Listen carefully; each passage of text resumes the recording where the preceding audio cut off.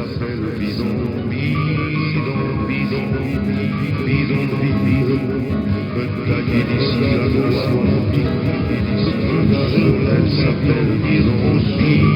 Installés depuis une semaine, ce sont des familles avec beaucoup d'enfants. Et comme on ne leur a pas proposé d'hébergement, ou très peu et pour 4 jours, eh bien ils se sont installés ici. Donc c'est construit sous la pluie. Ces derniers jours, il y avait la tempête et la pluie. Je ne suis pas totalement idiot de parler de catastrophe humanitaire. À Sceaux, ils étaient sur un terrain où ils ont pu rester un moment. Et quand ils sont à un endroit où ils peuvent rester un moment, ils améliorent leur habitation. Le bidonville là-bas a duré plusieurs années, c'est donc qu'il n'y avait pas de péril particulier. Merci à tous d'être ici. On est ravis d'accueillir Pascale Geoffroy, que pour beaucoup vous connaissez sans doute, mais je parle aussi pour ceux qui verront la vidéo, qui est donc architecte, enseignante, qui est une habituée de l'écriture à propos de l'architecture, qui enseigne quand j'étais étudiant, ce qu'on appelait l'ENSA de Marne-la-Vallée, qui s'appelle maintenant Paris-Est, c'est ce qu'on m'a appris en tout cas. Et qui présente donc un livre publié chez Hermann, Bidonville en France, aucun habitat n'est indigne, en sous-titre. Et comme j'ai cru comprendre que vous aviez préparé quelque chose, on va commencer par vous donner envie de lire le livre, si ce n'est pas déjà fait, et ensuite on passera à quelques questions que j'ai préparées pour ma part, si vous n'y répondez pas par avance, et ensuite ce sera à vous. Donc merci Pascal. Merci beaucoup, merci à tous d'être là, merci à la librairie Tropique, merci aux éditions Hermann et à ses représentantes ici. Aux éditions Hermann, oui, je ne sais pas ce que j'ai. Bon. Alors, je vais essayer de faire vite. J'ai pris quelques notes pour ensuite donner une place aux questions-réponses, débats, ouverture du sujet vers tout ce que vous voudrez. Alors, je vais résumer rapidement quelles sont les intentions de cet essai. Un essai qui m'a fait beaucoup réfléchir, une réflexion écrite à partir d'une pratique de terrain régulière depuis 10 ans dans les bidonvilles en France, à partir du travail d'une association que j'ai cofondée. L'association s'appelle Système B comme bidonville, cofondée avec 3 autres femmes architectes, également sorties de l'école d'architecture de Marne-la-Vallée. Mon intention pour ce livre a été d'abord de politiser le sujet des bidonvilles. Un sujet qui apparaît comme toujours technique, réservé aux spécialistes. L'insalubrité serait irrémédiable et c'est les spécialistes qui le savent et c'est écrit dans des textes. L'irrégularité de l'installation, enfin le caractère informel des installations serait également, au sens juridique, irrémédiable. On verra tout à l'heure que c'est pas tout à fait ça. Et l'indignité est maintenant aussi écrite dans les textes de loi. Et donc, elle passe pour un sujet sinon technique, du moins arrêté, comme si voilà, c'était un sujet défini d'avance et qu'il n'y avait rien à y faire. Alors, je me suis intéressée à politiser ce sujet des bidonvilles pour le donner à lire, à voir, à comprendre. Qu'est-ce que politiser, c'est quoi ? C'est, selon la sociologie politique, en tout cas certains sociologues, comme Jacques Lagroix par exemple, ça commence par en faire une question d'ordre général, accessible à tous et toutes, appréhendée au-delà des frontières habituelles. Et donc, il a été question pour moi de témoigner, d'expliquer, de soulever quelques lièvres et de pointer un certain nombre de sujets qui me semblaient utiles pour relancer un débat totalement à l'arrêt, que ça soit dans toutes les disciplines que ce soit, et en particulier l'architecture, pour réanimer un peu un sujet qui est éteint au moins depuis les années 70, à supposer qu'il a été vraiment animé dans les années 70. On pourra reparler de ce point pour ce qui est en particulier de l'architecture et de l'urbanisme. Donc, politiser n'était pas ici pour moi refaire le monde, mais plutôt, après avoir montré un certain nombre de choses, essayer de montrer qu'il y a peut-être quelque chose à faire, qu'on peut encore penser ce sujet enfermé dans tous ces impossibles aujourd'hui, et interpeller pour rouvrir un certain nombre de points sur lesquels collectivement on peut débattre. Alors, j'ai évidemment commencé par montrer les liens entre l'existence des bidonvilles et la politique de destruction actuelle. Ça, je ne suis pas la seule à le faire, c'est des rappels. La politique de destruction des bidonvilles, qui se veut une politique de résorption, mais qui ne résorbe rien, elle crée de la précarité. Et par conséquent, voilà, on peut dire qu'elle crée des bidonvilles. La politique de l'État français à l'égard des non-logés est une politique créatrice de non-logement, puisque pour accéder au logement, il faut un travail fixe, il faut si possible un domicile fixe. En tout cas, ça peut aider. Alors, j'ai voulu montrer donc d'une part les liens de la politique conduite en France et l'existence des bidonvilles, qui ont évidemment d'autres raisons d'être, mais celui-ci aussi. Et puis, j'ai abordé un certain nombre de points de façon assez multidimensionnelle, pluridisciplinaire, peut-être c'est mieux de le dire comme ça.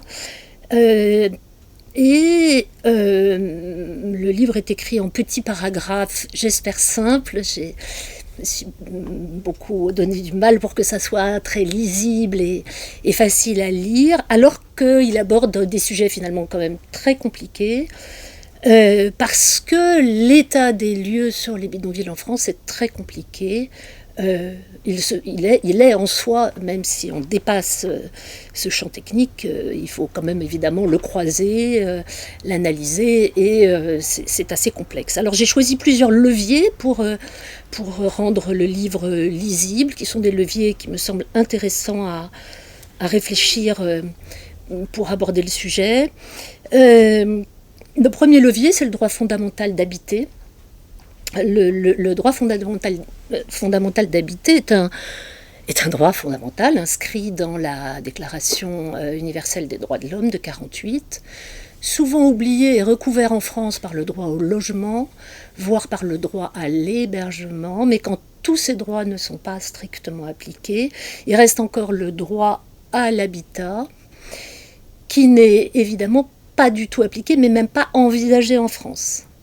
Donc ça m'a semblé un levier intéressant à regarder que de s'attaquer, enfin de regarder, de prendre ce sujet de front et de regarder ce qui peut être pensé aujourd'hui par les architectes, mais par l'ensemble de la société civile, sur un droit à l'habitat qui serait rattaché, donc, enfin voilà, sur lequel on prendrait quelques bases pour discuter collectivement ensuite de comment il peut être appliqué. Le deuxième levier que je peux insister un tout petit peu, on parle beaucoup de l'état de droit, en particulier en ce moment, mais l'état de droit, c'est quand même les droits fondamentaux d'abord. Et il faut rappeler donc que le right of housing est inscrit dans la Déclaration des droits de l'homme. Housing connaissant des traductions très diverses, rarement pour être traduit aujourd'hui par un droit à l'habitat, puisque l'habitat n'est même pas censé exister tout seul, c'est le logement qui est censé exister. Voilà pour quelques précisions, on pourra revenir si vous avez des questions là-dessus. Mais la Cour européenne des droits de l'homme, qui a fêté ses 75 ans la semaine dernière, dans un silence médiatique quasiment absolu, a fait des rappels à la France sur l'obligation de donner un toit à chacun, quel qu'il soit et d'où qu'il vienne, en rappelant qu'il faut appliquer l'instruction européenne dite Winterstein. Et cette instruction européenne très peu appliquée en France, commande aux tribunaux un examen de proportionnalité quand des gens doivent être expulsés, un examen de proportionnalité entre le droit de jouir de son bien pour un propriétaire qui n'utilise pas actuellement le terrain, raison pour laquelle des gens, ou le lieu, raison pour laquelle des gens se sont installés, et le besoin d'avoir un toit quand on n'en a pas pour des bébés, des femmes enceintes, des personnes âgées, etc. Donc, voilà, la question du droit, elle est vraiment importante, mais à réanalyser au-delà des idées toutes faites, au-delà des représentations établies, qui pensent par exemple que sur le droit de propriété, c'est un absolu dans la société française, et qu'il n'y a même pas, du point de vue juridique, des aides qui peuvent porter, nous donner des leviers pour agir sur des terrains, au moins temporairement, si un tribunal a autorisé effectivement des gens à y habiter. Voilà, donc le deuxième sujet qui m'a beaucoup porté, c'est la question de l'habitabilité. Je pense que c'est un sujet dont on parle peut-être pas assez dans les écoles d'architecture. Qu'est-ce que l'habitabilité? Qu'est-ce que des bonnes conditions d'habitabilité? Je ne dis pas ça pour dire que les bidonvilles sont parfaits. Je dis que comme il existe, et je m'en explique dans ce livre, une discrimination à l'égard des gens qui habitent très mal quand ils sont dans les bidonvilles, il nous appartient de regarder un peu ce que cette habitabilité est, en tant qu'architecte déjà pour commencer. Alors, ça va chercher des questions d'autonomie dans les lieux, des questions de durée, des questions de possibilité réelle d'habiter, d'agrandir, de s'approprier, d'investir un lieu, etc. Et toutes ces questions-là, il faut les regarder au-delà des questions strictement matérialistes. Y a-t-il un chiotte? Dans la mesure où le chiotte peut être ajouté. Par contre, il faut aussi les regarder au regard de ce que sont les conditions d'hébergement, puisqu'on héberge très peu, mais enfin l'idée quand même de la politique française, c'est de détruire pour héberger le temps que des gens détruire parce que on peut pas les conditions d'habitabilité ne sont pas bonnes pour héberger d'urgence, héberger long terme pour ensuite que les gens aillent dans le logement, mais le temps est très long, la durée pour tout un chacun est 3 à 5 ans, pour des habitants de bidonville ça serait plutôt 5, 8 voire 10 ans s'ils y arrivent. Donc les conditions d'habitabilité, par exemple, peuvent être regardées. Est-ce que les conditions d'un hébergement sont meilleures que l'habitat d'un bidonville si on regarde ce qu'on peut y faire temporairement et dans un cadre institutionnel où il serait autorisé à rester. S'il est autorisé à rester, les architectes peuvent améliorer, réparer, transformer. Les habitants peuvent améliorer, réparer, transformer. C'est ce qui se passe partout dans le monde, sauf en Occident. Donc la question de l'habitabilité. La question de l'indignité, ça s'est écrit aussi sur la couverture. Habitat et indigne. La question de l'indignité, elle est partout maintenant dans les textes de loi. Ça n'a apparemment pas du tout gêné quiconque de dire que on n'a pas le droit de vous dire que votre pull est indigne, donc on va vous le retirer, mais par contre votre baraque elle est indigne, on vous la vire et débrouillez-vous comme ça. Donc voilà, la question de l'indignité, ça a été un des leviers de réflexion importante, avec toute la bien-pensance que ça charrie, un chapitre consacré à ça. Alors, je vous ai dit que cet essai est adressé, un essai, disons, d'architecture politique, est adressé bien sûr à tout un chacun, mais s'adresse quand même aux architectes peut-être en priorité, au sens que moi je suis architecte et que je vois depuis longtemps les architectes ne pas s'intéresser beaucoup à ces questions, voire considérer, comme tout le monde d'ailleurs, hein, que l'hébergement va résoudre ce sujet, etc. Enfin, demain. Hein, demain, on logera les gens, demain. Voilà. Alors que, donc, avec notre association créée il y a 10 ans, on fait depuis... on fait dans les bidonvilles, en Île-de-France, hein, on travaille essentiellement en France et presque 100% en Île-de-France.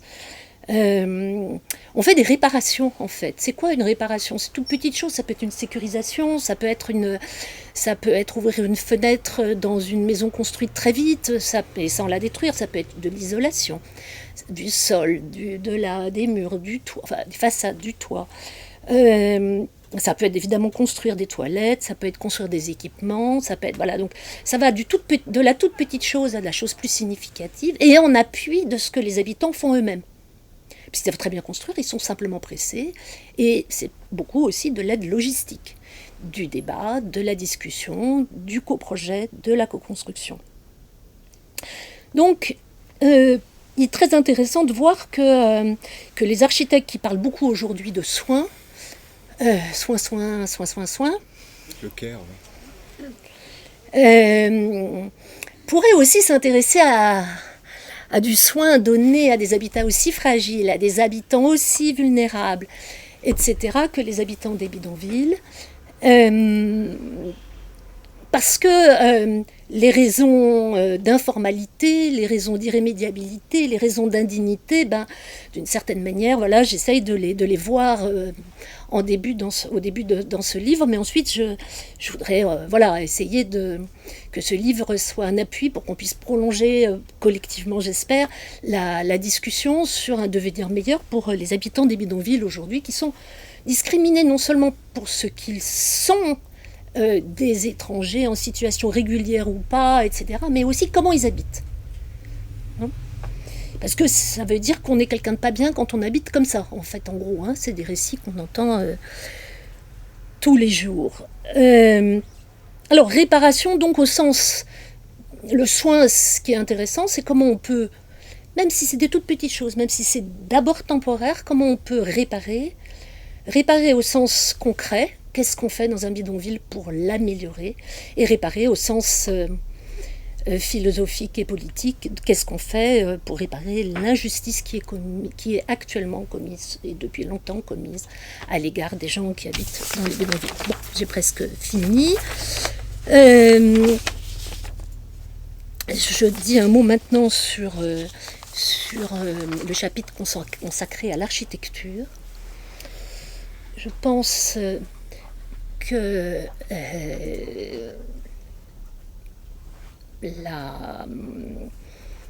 notre rapport d'architecte au bidonville et au logement tel qu'il est aujourd'hui est lié à la conception moderne du logement sur laquelle nous ne faisons pas suffisamment retour. À ma génération, c'est une évidence, et moi-même j'ai pris du temps pour aller vers ces réflexions. Mais à la génération suivante, j'ai bien peur que cela continue, peut-être parce que vous avez des enseignants de ma génération, mais pas seulement. Voilà, la conception du logement moderne, c'est une conception productiviste, industrialisée, et universaliste, ce qui est un beau projet, universaliste au sens le même logement pour tout le monde. C'est très bien comme principe,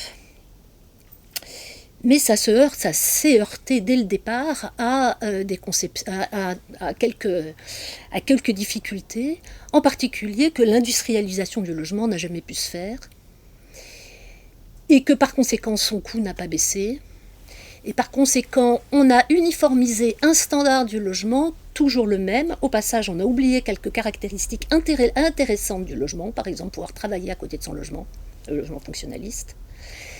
Et par ailleurs, on a continué à produire du logement cher, y compris social. Les gens que je rencontre dans les bidonvilles ne peuvent pas accéder, pour la plupart, au logement même social. Donc, et même s'ils travaillent, mais ils peuvent travailler à mi-temps dans un hôpital, ils peuvent, etc. Enfin, et voilà, la question de l'accessibilité du logement a un rapport avec le financement du logement, bien entendu, mais aussi la production et la conception du logement. Et donc, il me semble que dans la société telle qu'elle est aujourd'hui,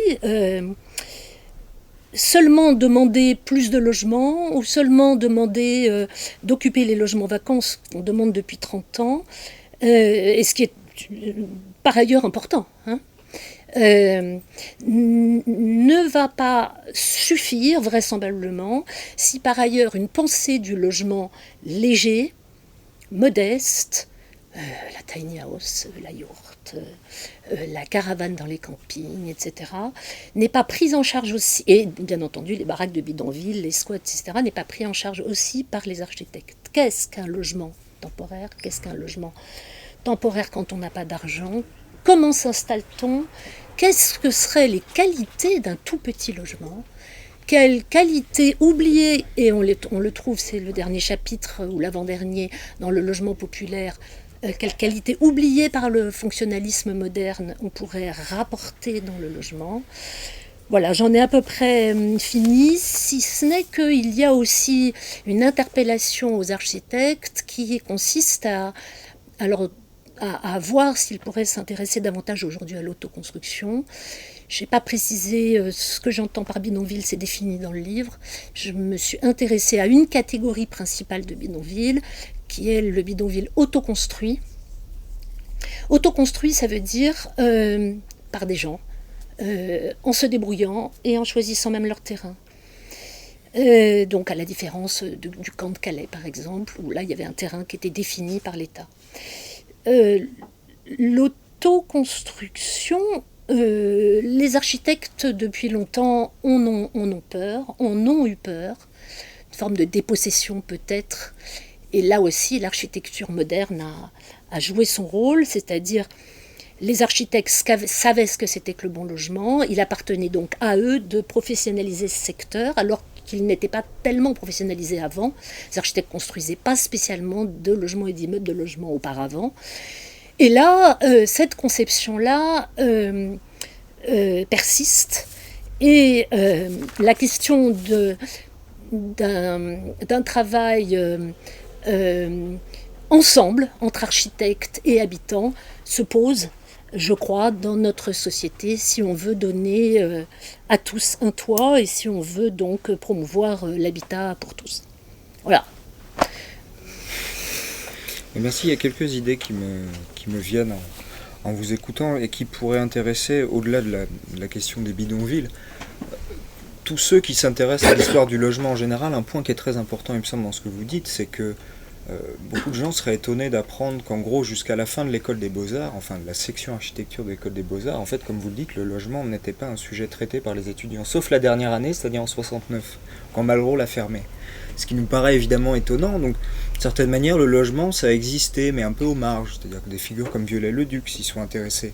L'école centrale devenue l'ESA, qui n'était pas les Beaux-Arts à l'époque, s'y intéressait aussi, mais dans la production, disons, standard, les architectes pendant très longtemps se sont délaissés de cette question. Alors on pourrait en arriver à tout ce que vous dites par la suite. Il y a un autre point qui me semble intéressant, c'est l'approche dont vous parlez beaucoup au début, c'est-à-dire strictement sécuritaire vis-à-vis des bidonvilles. D'ailleurs, vous dites que vous ne définissez pas tant le terme, un peu tout de même, puisqu'il y a un point un peu intéressant, en tout cas, qui alimente beaucoup de confusion, disons, c'est qu'entre l'habitat ou le logement qu'on pourrait dire de fortune et le bidonville, ou l'habitat précaire, disons, la formule en tant que telle a un intérêt puisqu'elle permet de distinguer le bidonville, par exemple, je ne sais pas moi, d'autres formes de logement temporaire, que serait l'Algeco, ou que seraient d'autres formes de logement précaire. Peut-être que vous voulez dire quelque chose. Alors, ce choix de terminologie, je veux dire. Ouais. Je me suis référée au mot bidonville parce que il me semble que ne pas l'employer est l'attitude de l'État,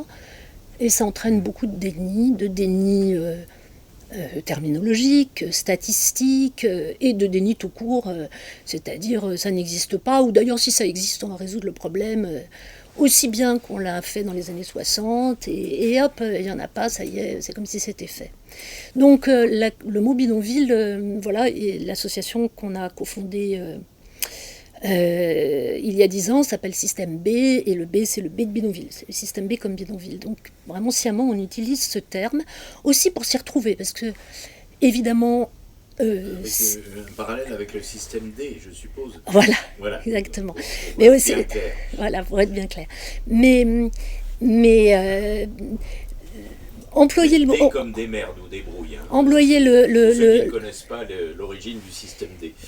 employer le mot bidonville, c'était aussi pour appeler un chat. C'est-à-dire, on peut toujours faire des circonvolutions parce qu'on n'aime pas ce terme, on a l'impression qu'il est discriminant. En soi, ben non, étudions pourquoi il est discriminant, mais évitons de dire une fois habitat précaire, une fois occupation illicite, une fois habitat spontané, une fois machin. Ce qui fait que du coup, et je m'en explique au début du livre, il n'y a aucune statistique possible sur tous les non-logés. En réalité, en tout cas, le bidonville, ce sont les non-logés qui habitent collectivement, ce qui est quand même aussi un sujet qui nous intéresse. C'est-à-dire comment on habite. C'est pas quelqu'un qui se met tout seul dans un coin, c'est ça. Alors je me suis référée à défaut de définition en France, ni juridique, ni tout ça étant regroupé sous l'habitat indigne, maintenant, qui n'est pas défini d'ailleurs, pas bien défini en tout cas. Je me suis intéressée donc à la définition de l'ONU sur les bidonvilles. C'est une définition qui a été établie par des chercheurs internationaux et qui visait à outiller dans le fond le regard là-dessus et aussi à éviter de dire qu'il y a des bidonvilles là, mais surtout pas ici. Ça concerne l'ensemble des pays, donc c'est assez intéressant. Donc voilà pour la définition. C'est une définition qui part des habitants à partir de ce que sont leurs carences, les carences de leur habitat. Donc, est-ce qu'il y a de l'eau? Est-ce que c'est structurellement solide? Est-ce qu'il y a de la surpopulation? Et aussi, pour venir à votre première remarque, est-ce que c'est temporaire ou pas? Mais non pas comme pourrait être un algéco, parce que l'algéco, si on le donne à quelqu'un pour habiter temporairement dans le cadre d'un hébergement, en général, on va lui dire pour combien de temps il est là. En général.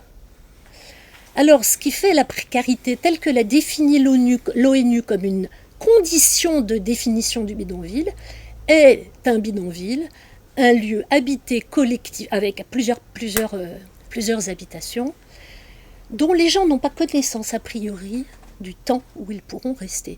On habite tous dans du temporaire, c'est pas grave si on a un loyer. Hein, mais si, enfin tous, on habite beaucoup, on peut habiter dans du temporaire, en vacances, etc. La question est tout à fait autre pour des gens qui ne savent pas pour combien de temps ils peuvent rester là. Ce qui va conditionner la transformation de leur habitat, les moyens qu'ils vont mettre pour améliorer leur habitat, etc.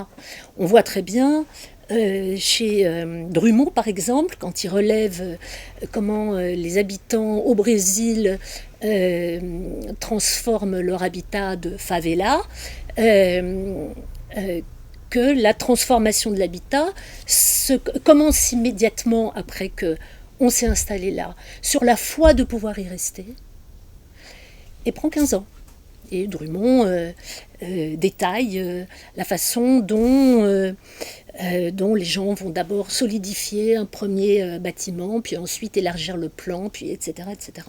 On n'a pas du tout ça en France, puisque c'est expulsion permanente, donc précarité permanente, donc retour permanent à la bâche, etc. Alors je montre dans le livre qu'à l'intérieur de la bâche, il y a quand même... Enfin, voilà, si on voit à l'intérieur, ça ne ressemble pas à un habitat sous bâche. On peut avoir des surprises quand on rentre à l'intérieur. C'est très investi, très meublé. C'est pas du camping. C'est pas du camping, mais il faudra que ça en soit quand même pour recommencer à zéro, parce qu'on ne peut pas tout emporter... dans le cadre d'une expulsion qui interviendra dans une semaine, dans 2, dans 3 mois. La moyenne en France, c'est 4 mois, ce qui signifie que certains la moyenne de durée, ce qui signifie que certains se font expulser au bout de 3 jours et d'autres au bout de quelques bidonvilles qui durent 1 an, 2 ans. Juste une très brève question qui me vient à l'esprit, Oui, générationnelle, puisque pour ma génération, donc j'ai 73 ans, le bidonville, c'est la défense nanterre. C'est là qu'on commence vraiment à avoir une représentation de ce que désigne le terme. Par rapport à ce qu'était justement le bidonville, le statut, si j'ose dire, de ce qu'était ce premier... Bon, il y en avait d'autres évidemment, mais celui-là a été tout de suite célèbre pour toutes sortes de raisons. Et la modernisation, ça a consisté à le faire disparaître, à le remplacer par ce que vous avez aujourd'hui à la Défense. Par rapport donc à votre objet là aujourd'hui, cette époque, ce moment du bidonville, qu'est-ce qu'il en distingue ? Eh bien, il en distingue qu'à l'époque, on pensait pouvoir résoudre ce problème d'un habitat quand même déficient, hein, on peut le dire. Indigne ne me convient pas, mais déficient, insuffisant, enfin tout ce qu'on veut, insalubre. On pensait pouvoir régler. Voilà. Donc, on a promis de reloger tout le monde, on a créé des cités de transit, aujourd'hui on dirait hébergement, hein, c'est la même chose, ils sont plutôt moins bien aujourd'hui d'ailleurs. Et puis, un certain nombre de personnes ont pu, à la faveur d'une économie qui allait bien, parce qu'ils trouvaient du travail, accéder au logement, souvent social, etc. Le logement social n'ayant pas été prévu au départ comme projet de remplacement des bidonvilles. Hein. Oui, Tout à fait. Mais il se trouve que voilà, un certain nombre de gens sont restés. Alors les bidonvilles, c'était la loi Debré, c'était la loi sur l'irrémédiabilité, c'était l'idée qu'on allait résoudre tout ça grâce à la modernité de la construction du logement, qui était promise à tout un chacun, de la même manière qu'elle était promise à l'État, à la France, comme pays du progrès, pays de... Des villes nouvelles. Voilà. Ça dépend de quelle période vous parlez. Les villes nouvelles, c'est un tout petit peu après. Oui, je veux dire, c'est la manière dont le problème est résolu. Alors, la modernité architecturale, elle commence... elle s'écrit dans les années 20-30, je cite Le Corbusier. Formellement, moi j'adore la modernité architecturale, mais politiquement... je pense que c'est un tout petit peu plus compliqué et que donc, comme je le disais tout à l'heure, on aurait intérêt à regarder ce que les architectes modernes ont promis et ce qu'ils ont pu réaliser. Mais ils ont aussi construit tout un système de modernité étatique. Ils ont été vers l'État pour dire, ben voilà, c'est comme ça qu'il faut faire.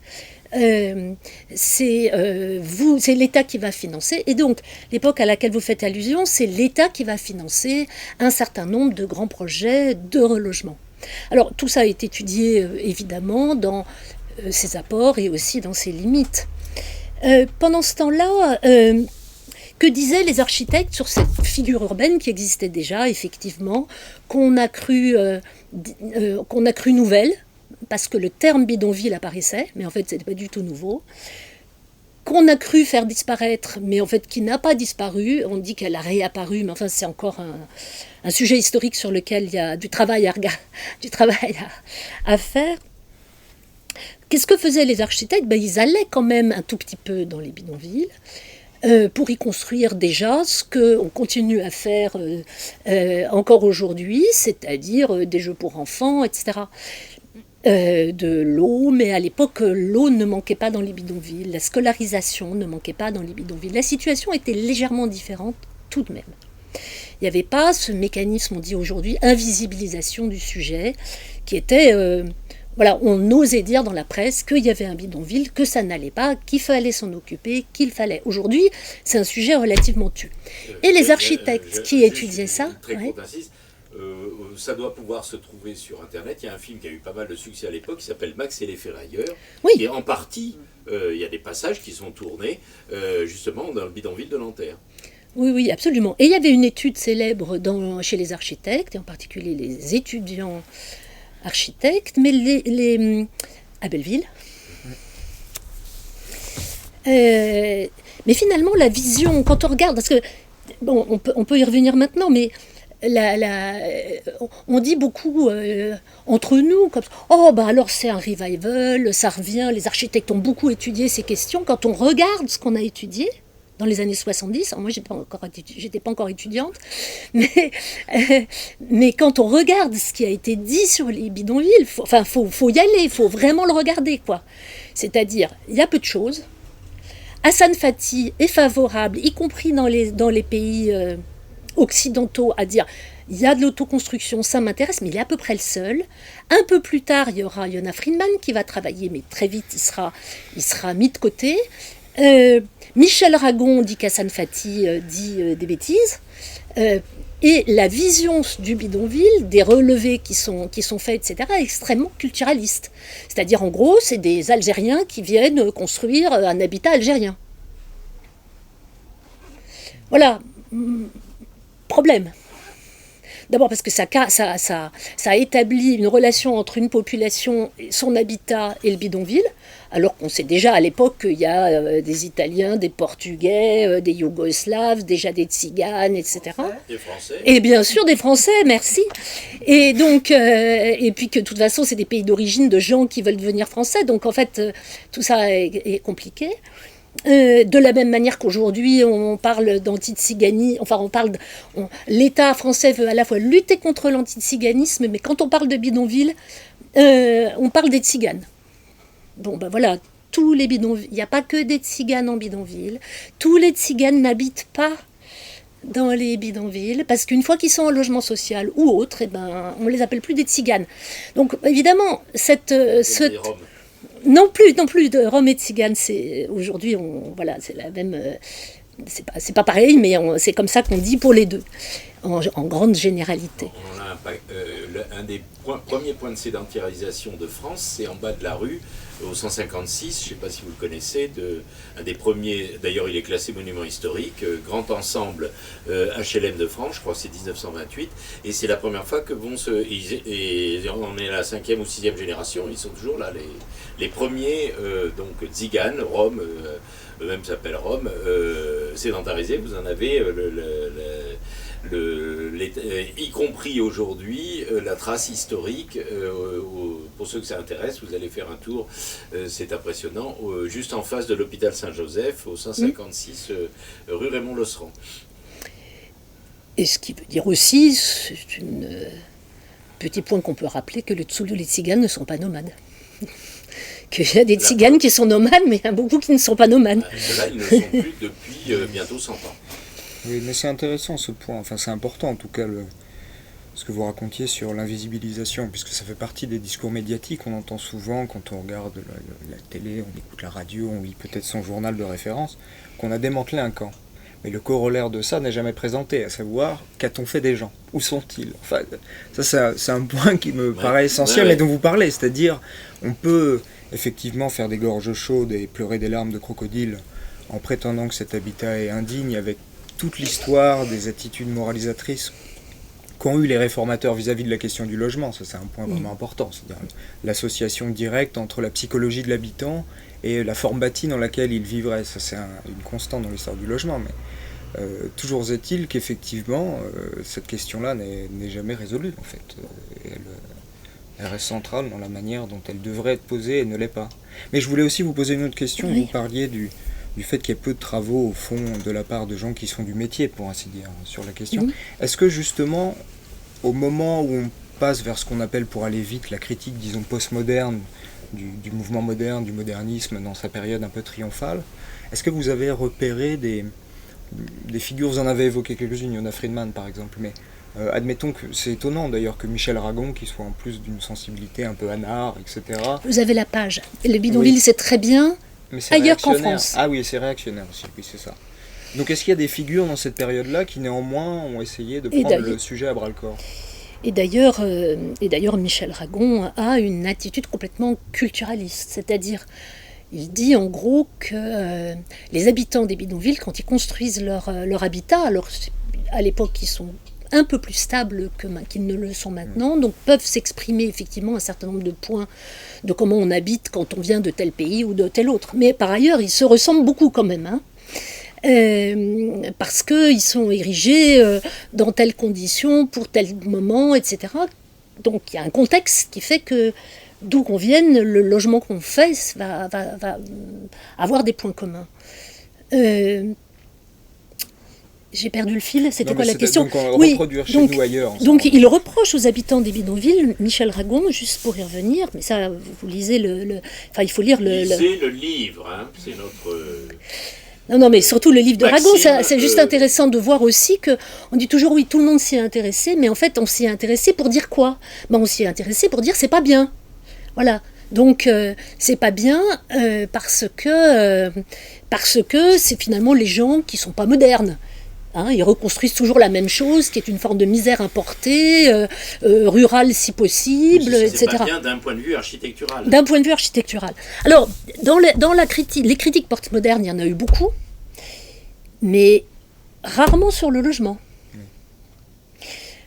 À moins que j'en ai laissé passer. Quand on parle de l'autoconstruction au début des années 60, on ne parle pas de l'autoconstruction par quartier entier, déjà en Amérique latine, en Asie, en Afrique, etc. On parle d'autoconstruction toujours pour aller chercher le détail constructif joli qui pourra nous inspirer parce qu'il tient compte du climat. Et nous, architectes modernes, on a beaucoup à apprendre sur tel détail constructif. Mais la prise en charge par des habitants de quartiers entiers, elle est relativement tue quand même. Quant à la question du logement, donc une critique postmoderne, mais concernant le logement, en France, moi j'en vois peu, sauf, je le cite également, le numéro de 74 de l'architecture d'aujourd'hui, préfacé par Bernat Huette, où il y a une interrogation sur qu'est-ce que c'est que ce machin qu'on est en train de fabriquer. On fait du logement en très grande quantité, toujours pareil, très uniforme. C'est au moment où le plan construction est très actif et donc il y a des appels à projets qui sont finalement sur des attendus qui varient assez peu quant à une production massive et uniforme. Et il y a un article qui qui illustre avec des photos de bidonville pour dire on pourrait peut-être se questionner un peu là sur qu'est-ce qu'on est en train de faire. C'est un peu bizarre, il n'y aurait pas un lien par hasard. Hein, voilà. Donc, formidable article par ailleurs de critique sur le logement. Je ne sais pas si on peut, sur la production du logement, je ne sais pas si on peut appeler ça une critique postmoderne. Moi, il me semble que oui. Et ça a un rapport très étroit, et je ne sais pas si je l'ai dit tout à l'heure, mais avec le lien que les architectes peuvent avoir avec la politique et avec l'État en particulier. L'État ou la puissance publique, on pourrait dire aujourd'hui, hein, parce que la responsabilité des bidonvilles aujourd'hui, et de leur expulsion surtout, c'est l'État, mais c'est l'État décentralisé vers les municipalités qui peuvent s'organiser tranquillement, puis les préfets qui peuvent ne pas héberger tranquillement, puis etc. Donc c'est plusieurs pièces. Donc disons, parlons de la puissance publique. Dans ce numéro d'architecture d'aujourd'hui, on voit des architectes qui parlent du logement, qui critique sa production, son mode de production qui engendre un mode de conception, la conception venant vers la production venant vers... Enfin voilà, c'est très très lié, les architectes ne font pas des plans sans réfléchir, évidemment l'architecture moderne a réfléchi très bien à ça. On conçoit pour produire et on réfléchit à l'outil de production qui va permettre, et on adapte les plans du logement, etc. Et ben on a l'exemple d'un numéro qui dit notre mode de production ne va pas, donc écrit par des architectes, ça ne va pas, la façon dont on a conçu le logement ne va pas, et maintenant qu'est-ce qu'on fait? Alors, ça se passe dans les années 70, il me semble que cette critique postmoderne s'est finalement arrêtée là. D'accord. Je change un peu de sujet, mais... ça amène, vous avez évoqué les municipalités prennent ça en charge, etc., mais ça ramène à la première question d'Oliver, c'est-à-dire, on met un terme, on expulse tout le monde, on fait place nette, mais qu'est-ce qu'ils deviennent justement, ceux qui étaient là avant? Mais oui, parce que, vous voyez, on vient de commencer l'hiver, là. Alors j'ai parlé des choses qu'on ne sait pas sur le droit de propriété. J'ai cité la circulaire Winterstein parce qu'elle me semble importante, parce que c'est l'Europe, parce que voilà, on pourrait parler davantage de ce genre de choses. Mais par exemple, il y a un droit qui s'appelle le droit à la trêve hivernale, qui a été étendu au bidonville depuis 2017, mais il n'est strictement pas appliqué au bidonville. Les habitants de bidonville sont mis dehors, d'ailleurs de plus en plus souvent extrajuridictionnellement, c'est-à-dire on a donné le pouvoir au maire puisque les textes disent que c'est indigne. Le maire, il trouve que c'est indigne, il ne veut pas voir ça sur son territoire, il comprend très bien ses administrés qui lui disent faites-moi le ménage, foutez-moi tout ça dehors. Par ailleurs, on lui a renforcé les moyens de police dont il pouvait disposer, le maire, d'accord ?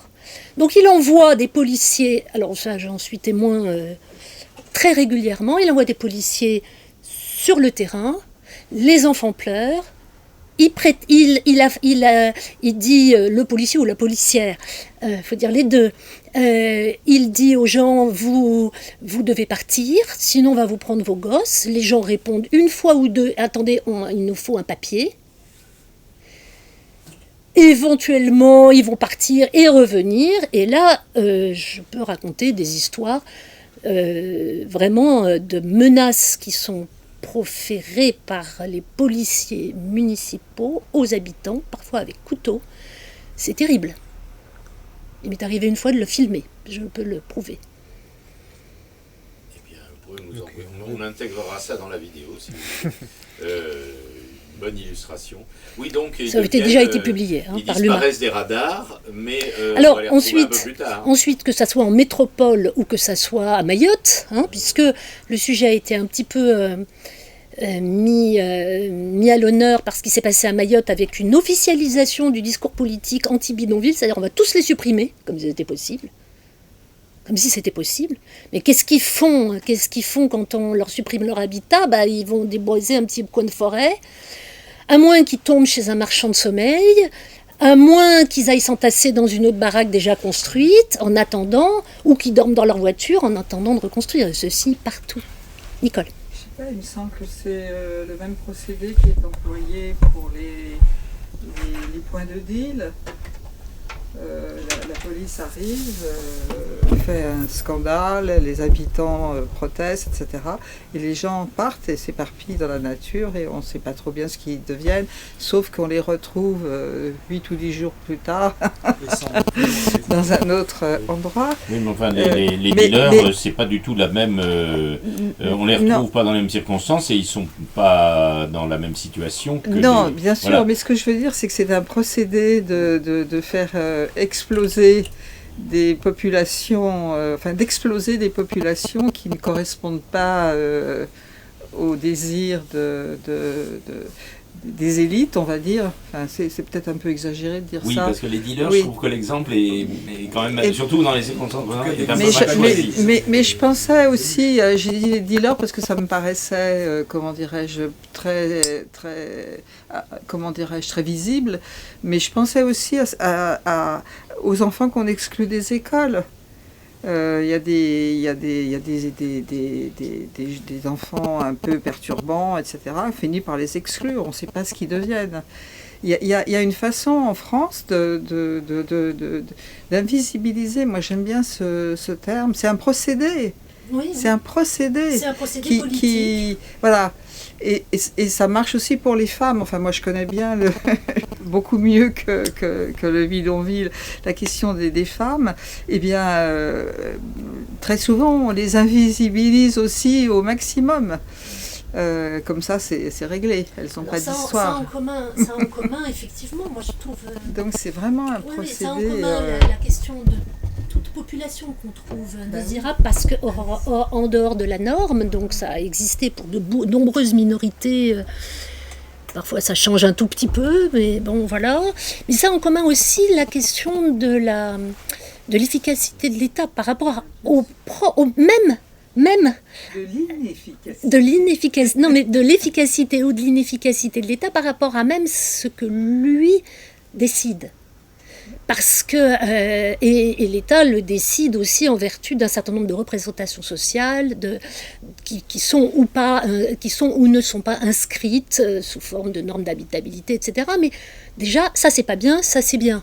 Donc la question de la question de pourquoi les bidonvilles existent, on ne peut pas dire que c'est, je le disais tout à l'heure, seulement l'État, mais moi je vois bien comment ces créateurs et puis je ne suis pas la seule, c'est analyser comment ces créateurs de pauvreté, une pauvreté dont on va penser ensuite qu'elle coûte à l'État en termes d'aide sociale, médicale, etc., pendant que la destruction des habitats, en plus d'être totalement hors des droits fondamentaux, parce qu'il s'agit de mise à la rue en réalité, en l'absence d'hébergement et de logement, donc c'est vraiment de la mise à la rue, mais en plus ça coûte cher, très cher. Enfin là, le Congrès des maires se réunit aujourd'hui pour dire qu'il y a qu'il manque de moyens, parce que voilà, enfin dans le cadre des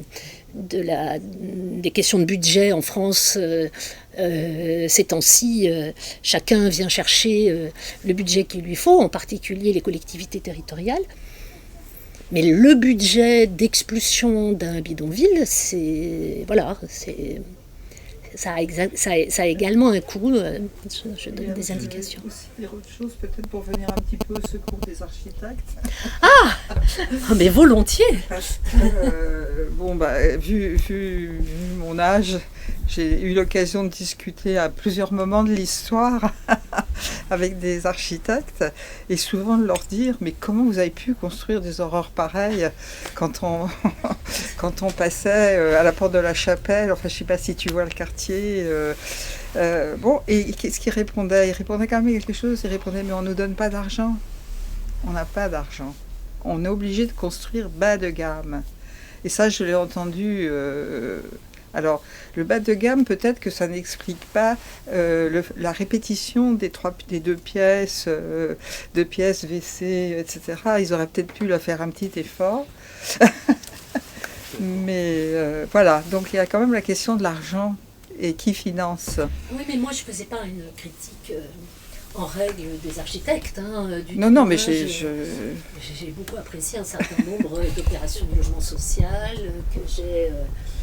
regarder avec beaucoup d'intérêt.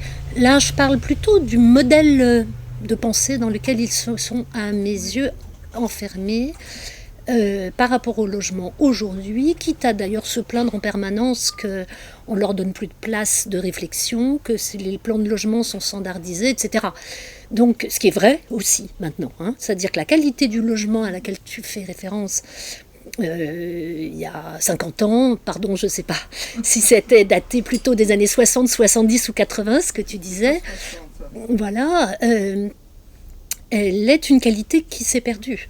En réalité, du point de vue des typologies trop uniformisées maintenant, mais ce qu'on a laissé faire du point de vue des normes, Le Corbusier, je l'explique, demande que le logement devienne un produit, qu'il soit réglementé. Ça va engager toute une réglementation du logement et la norme, elle ne fait que croître et embellir ensuite de plus en plus. Et à un moment, elle enferme, elle étouffe les architectes eux-mêmes. Alors, c'est ça, c'est cette espèce de nœud qui me semble intéressant à délier. C'est pas de dire qu'un tel est un con ou que toute l'architecture moderne est à mettre au panier ou que... voilà, on est maintenant nous-mêmes prisonniers d'un sujet trop peu visité sur le logement, alors qu'il y a eu des critiques postmodernes nombreuses, mais à mon avis très peu sur le logement. Et maintenant, effectivement, on est rentré dans un espèce de système qui s'est emballé et où le logement, c'est forcément ça. Alors, tous les architectes s'intéressent beaucoup à la question de, je sais pas, du sans-abrisme, c'est statistique, mais maintenant, qu'est-ce qu'on fait ? Voilà. Est-ce que ça nous regarde aussi dans notre rapport à l'État, dans notre rapport à la conception, dans notre... Voilà. Mais encore, bien sûr qu'il y a eu des opérations formidables et bien sûr qu'il y a toujours eu un manque de moyens. Ce manque de moyens, maintenant, il se traduit autrement.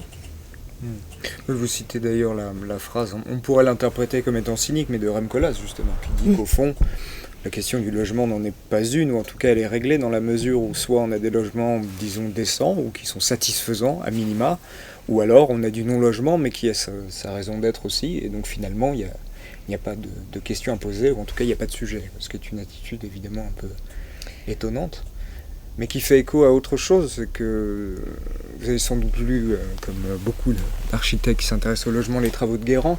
Roger-Henri Guérand, lorsqu'il écrit son premier livre sur le logement social, Les origines du logement social, c'est un livre de 67 je crois. Mais ce qui est très drôle, c'est de voir la conclusion du livre, où il dit que la question du logement, elle a été résolue grâce à la Cité radieuse. Et le livre a été réédité 20 ans plus tard, il a supprimé cette conclusion, parce qu'évidemment il s'était dit que c'était un peu trop posé sans doute. Mais oui, la question du logement revient sans cesse. Elle revient sans cesse, mais les deux exemples que vous citez, pour montrer quand même qu'elle revient, et puis on sent, ça y est, c'est fait, quoi. Oui. C'est un peu le sujet, c'est-à-dire on a une espèce de... Alors bon, que Rem Koolhaas puisse apparaître comme cynique, c'est pas très nouveau d'ailleurs, d'une certaine manière. C'est une posture de longue date. Voilà, il en fait effectivement même une posture. Mais pour les autres, pour le reste, pour Guérand, etc., on aurait toujours trouvé, parce que, bon, moi je m'attache à la question du logement, de la modernité architecturale du logement, c'est le moment où les architectes s'emparent vraiment du sujet, et politiquement, et architecturalement parlant, mais aussi dans les modes de production, je l'ai dit, etc. Et donc, c'est assez intéressant de se référer à ça, mais préalablement, il y a d'autres logements qui existent. Les HBM, par exemple, n'ont pas eu à attendre la question de la configuration architecturale moderne pour exister. Précisément, on pourrait peut-être regarder ce que c'est que cette antériorité du logement qui est déjà construit par des architectes pour la plupart, mais avant les HBM, il y a aussi les logements de faubourg qui sont construits par les gens eux-mêmes. Ça ne veut pas dire qu'ils font tout de leurs mains, l'autoconstruction, ça veut dire qu'ils font appel à leur cousin qui est un entrepreneur local du bâtiment et qu'on construit, et on a beaucoup construit des logements de faubourg, avec des attendus qui sont d'une certaine manière intéressants aussi à regarder. Donc l'ensemble d'un parc de logements qui existe, on pourrait regarder pourquoi finalement on le revisite si peu. Je crois que vous vous intéressez au logement ouvrier. Il y a le logement ouvrier, enfin, je vais vous laisser en parler, mais enfin, il y a aussi du logement ouvrier qui est autoconstruit. Et que les architectes sont pas toujours très à l'aise avec ça, de même qu'ils n'ont pas été très à l'aise avec les logements Castor, les architectes, etc. Parce que dès que c'est de l'autoproduction... Oui, c'est vrai que l'histoire du logement ouvrier s'est beaucoup concentrée sur les cités ouvrières modèles, ce qui est déjà un facteur en soi. Juste une seconde, il faut que je relance, je t'interromps un instant.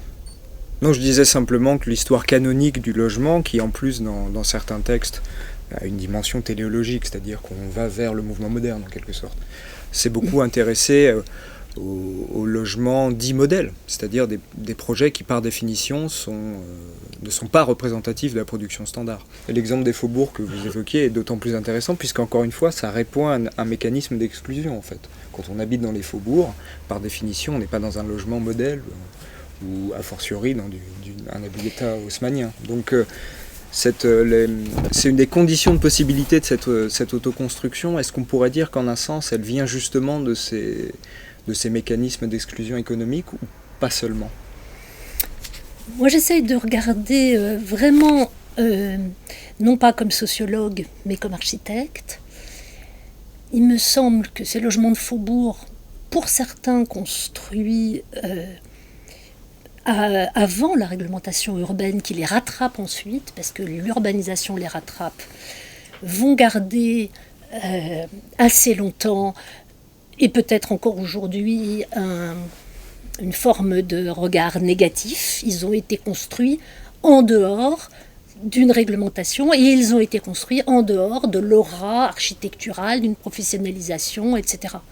Pour interroger les gens comment ils sentent ces logements en briques avec une façade assez austères, parfois des décorations assez jolies, mais finalement la première question qui va venir, c'est des questions presque modernes en réalité, qui sont est-ce qu'il y a assez de hauteur sous plafond, est-ce que la cour, à quoi ça sert cette cour qui était une cour de travail au départ, alors est-ce qu'il y a des plantations, est-ce que c'est ce qu'on appelle du beau logement? Moi il me semble que au-delà de... Alors bien entendu que le fait que ça soit construit par des gens qui soient peu fortunés va compter. Mais je ne suis pas sûre historiquement que c'est tout à fait exact. On lit des choses sur des gens qui ne sont pas si infortunés que ça, mais qui arrivent de province. Il faut se loger et on va aller se loger dans une banlieue, voire une grande banlieue. Et ce n'est pas forcément du logement qui, à l'époque, est si pauvre que ça. Puis ensuite, effectivement, de par sa situation, enfin, il me semble que les conditions spatiales sont au moins aussi importantes que les conditions sociologiques. Il y avait un autre point, c'était quoi ?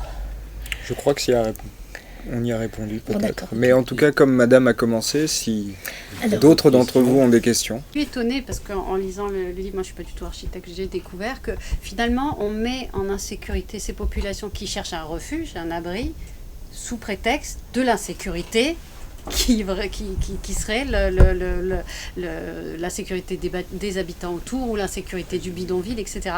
Et cette notion d'insécurité, elle est renversée en fait par l'ouvrage, et que j'ai trouvé ça très intéressant, mais c'est juste une remarque, il n'y a pas forcément une question derrière, j'ai trouvé ça une vision que je n'avais pas identifiée moi, donc très intéressante.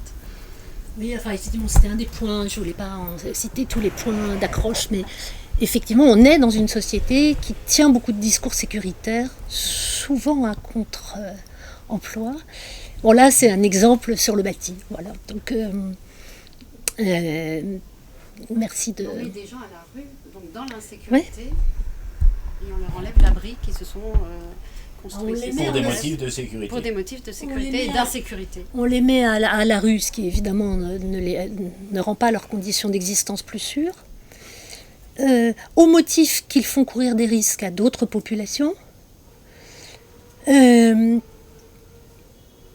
au motif que pour eux-mêmes ils courraient des risques, mais non sans leur avoir mis des enranchements qui empêcheront les camions de pompiers autant que possible de rentrer dans le bidonville. Donc oui, effectivement, il y a quelque chose de très... Alors ça se voit vraiment au jour le jour, hein, ce genre de sujet, c'est très apparent.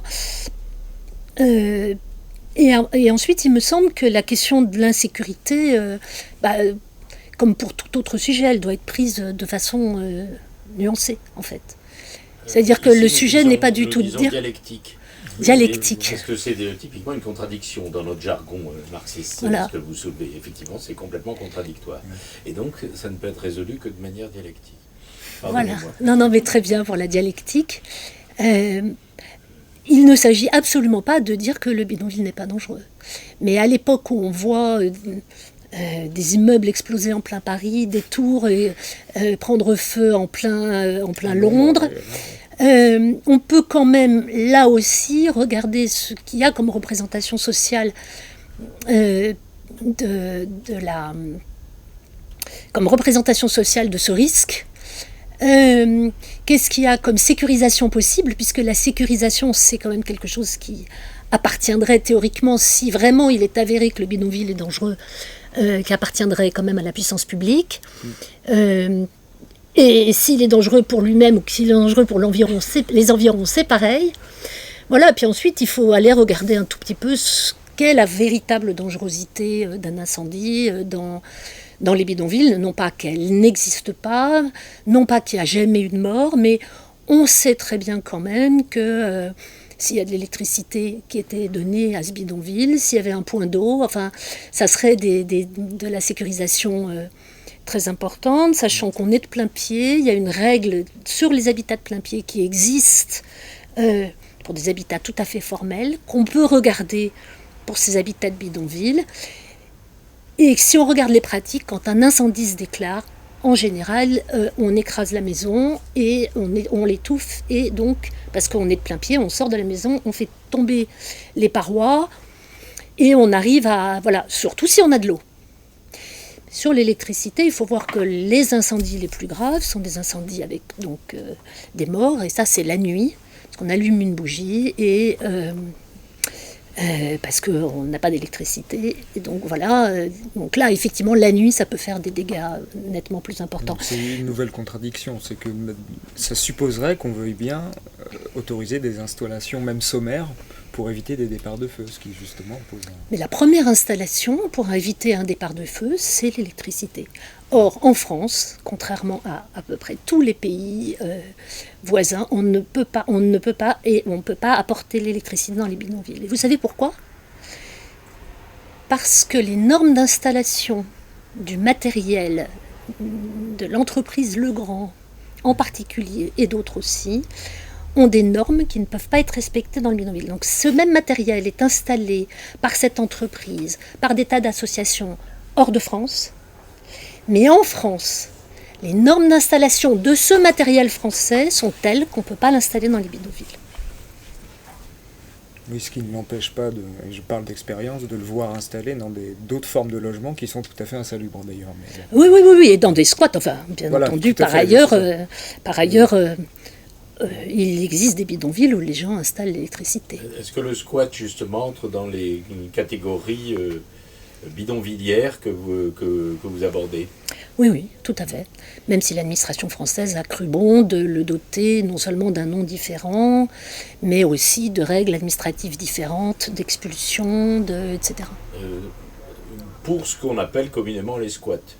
Pour ce qu'on appelle communément les squats, ça va dépendre évidemment de leurs conditions d'existence. Mais si elles n'ont pas d'électricité, si l'île n'ont pas d'électricité, d'eau, s'ils sont dangereux parce qu'il y a de l'amiante, si les gens ne savent pas pour combien de temps ils sont là. C'est-à-dire le squat. À ce moment-là, le fait que ça soit un habitat. Oui, le squat, en partant de l'idée générale, mais je parle sous votre contrôle, que c'est un logement vide. Jusque-là inhabité, qui est arbitrairement et spontanément squatté, justement. Oui, ça peut être un logement, mais s'il est vide, ça, il peut avoir, c'est parce qu'il a été abandonné pour telle et telle raison. L'exemple de l'amiante, par exemple, est assez caractéristique. On voit des gens s'installer dans des pavillons.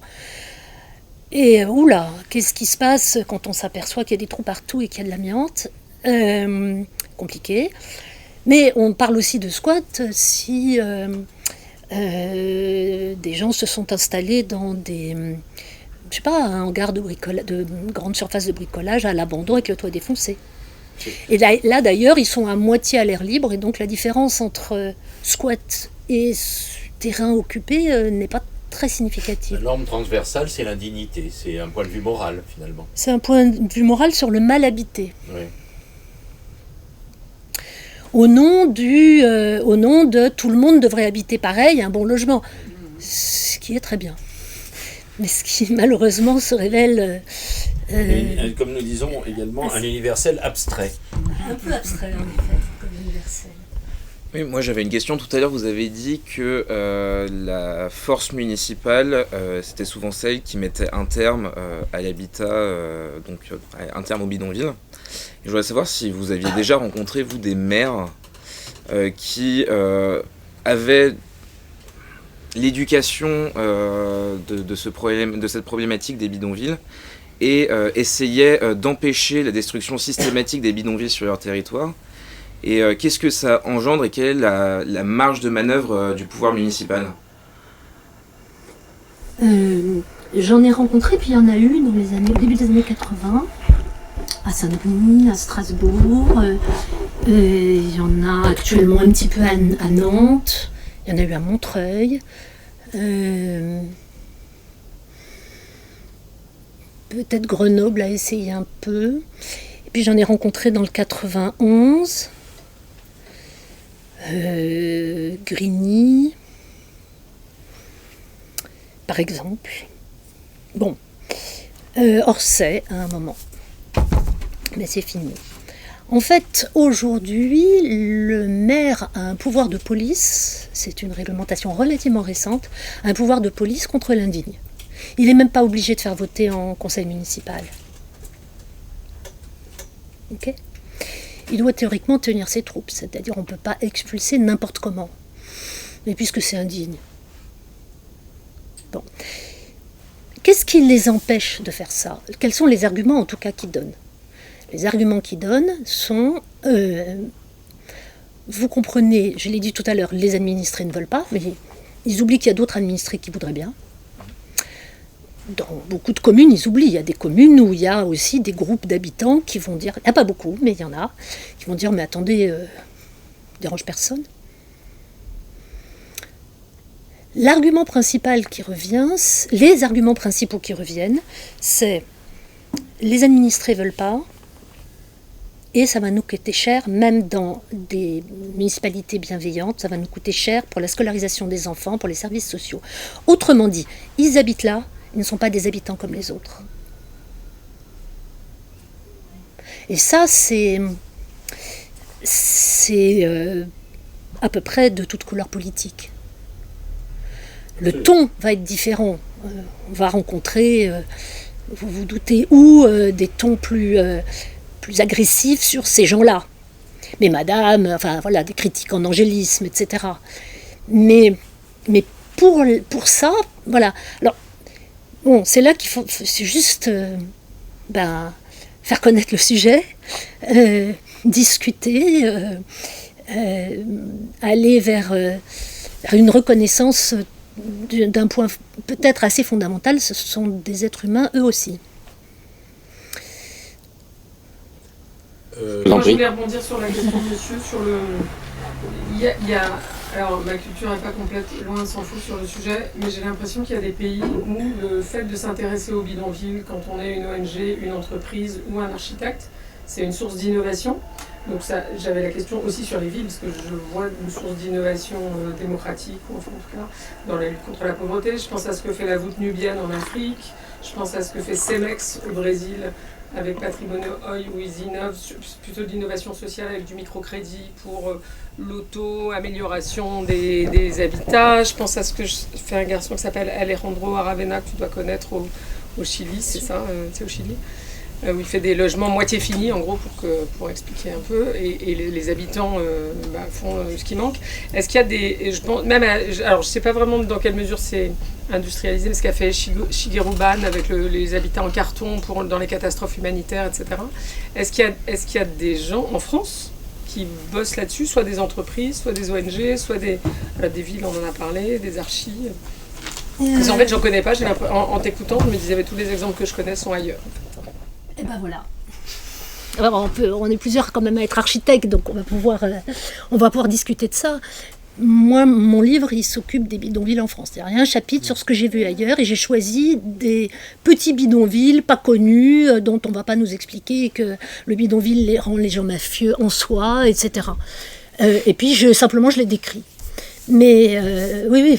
Peut faire rire, mais c'est ça quand même. Je veux dire, ça serait une forme urbaine qui rendrait les gens mafieux. On a aussi dit que les grands ensembles créaient le dealer ou rendaient les gens fous, enfin, etc. Donc voilà, moi j'essaye d'aborder la question en tant qu'architecte sur effectivement tous les trucs qu'on peut raconter. Les exemples que tu cites, bon, pour Aravena, petite remarque, c'était que la question du prêt-à-finir, elle a été proposée par des architectes, en particulier un architecte très connu, Lotz, dans les années 20. Donc Aravena, très bien qu'on en parle, j'ai rien contre, mais enfin c'est pas quelque chose de nouveau. Mais ce qui est intéressant, c'est pourquoi effectivement on va découvrir Aravena comme si c'était nouveau, on va adorer puis ensuite on va oublier. Parce que en fait, il y a quand même une raison, et je parle beaucoup dans ce livre d'un architecte qui s'appelle John F.C. Turner, qui a aussi essayé du logement prêt à finir, bien avant Aravena également. En fait, les gens, ce qu'ils vont faire, ça ne sera pas aux normes. Donc en France, le prêt à finir, il a du mal. Politiquement, on pense que c'est pas à eux de construire leur logement, c'est aux architectes et à l'État de le financer. Et en plus, on n'aura pas de regard sur ce qu'ils vont faire. Donc, encore un élément de tension, non pas que j'ai la solution toute faite, et d'ailleurs je ne propose pas de solution, enfin je propose des choses à discuter collectivement, mais voilà, donc pour moi... Il y a une autorisation pour les communes de ne pas respecter des normes au nom d'un truc de l'innovation, je ne sais plus comment ça s'appelle.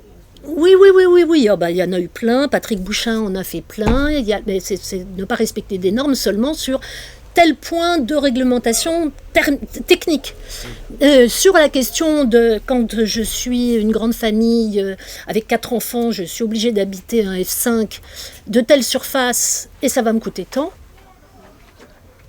pour éviter la surpopulation, enfin le surpeuplement on dit.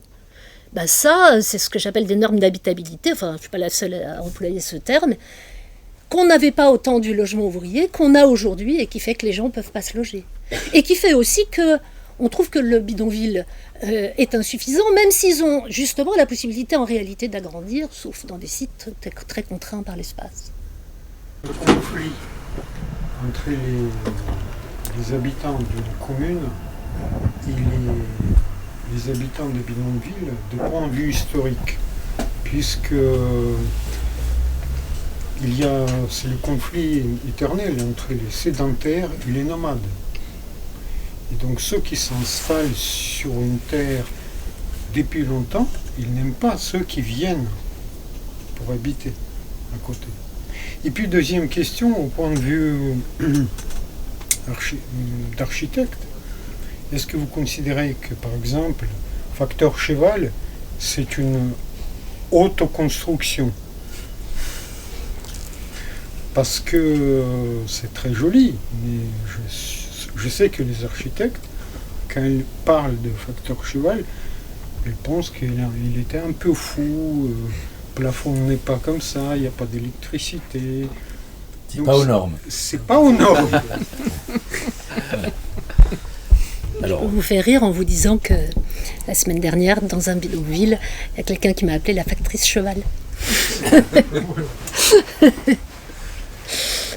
Tu étais là, Jim, non?